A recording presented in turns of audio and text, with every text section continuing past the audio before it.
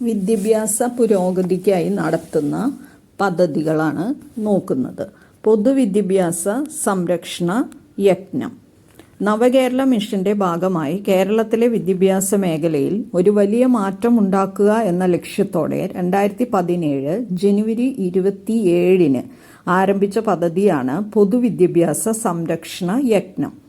അൺഎക്കണോമിക്കായി സർക്കാർ സ്കൂളുകൾ അടച്ചുപൂട്ടുന്ന ദുരവസ്ഥയിൽ നിന്നും അവയെ രക്ഷിക്കുവാൻ ആരംഭിച്ച ഒരു യജ്ഞമാണിത്. അടുത്ത പദ്ധതി SMC, സ്കൂൾ മാനേജ്മെന്റ് കമ്മിറ്റി.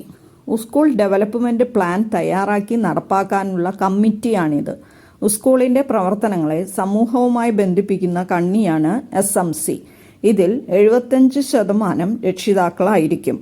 കമ്മിറ്റിയുടെ ചെയർമാനും വൈസ് ചെയർമാനും രക്ഷാകർത്താക്കളാണ്.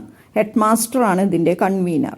അധ്യാപകരുടെ പ്രതിനിധികൾ ward member, health worker, school leader, ആ പ്രദേശത്ത് ലഭ്യമായ വിദ്യാഭ്യാസ വിദഗ്ധർ എന്നിവർ ഇതിൽ അംഗങ്ങളായിരിക്കും. ഇവരിൽ 50% സ്ത്രീകളായിരിക്കും. മൂന്നാമത്തെ പദ്ധതി SRG, സ്കൂൾ റിസോഴ്സസ് ഗ്രൂപ്പ്. സ്കൂളുകളുടെ നിലവാരം മെച്ചപ്പെടുത്തുവാൻ ആരംഭിച്ചതാണ് SRG. സ്കൂളുകളിലെ അധ്യാപകരുടെ ഒരു കൂട്ടായ്മയാണിത്. അധ്യാപക മികവിനു വേണ്ടിയുള്ള പദ്ധതികൾ ആസൂത്രണം ചെയ്യാൻ വേണ്ടിയാണ് SRG രൂപീകരിച്ചിരിക്കുന്നത്. HM കഴിഞ്ഞാൽ SRG കൺവീനറുടെ റോൾ വളരെ വലുതാണ്. SRG കൺവീനറെ അക്കാദമിക് ഹെഡ് മാസ്റ്റർ എന്നാണ് വിളിക്കുക. അപ്പം 3 പദ്ധതികളാണ്: പൊതുവിദ്യാഭ്യാസ സംരക്ഷണ യജ്ഞം, SMC, SRG. ഇതെല്ലാം വിദ്യാഭ്യാസ പുരോഗതിക്കായിട്ട് സ്കൂളുകളിൽ നടത്തുന്ന പദ്ധതികളാണ്.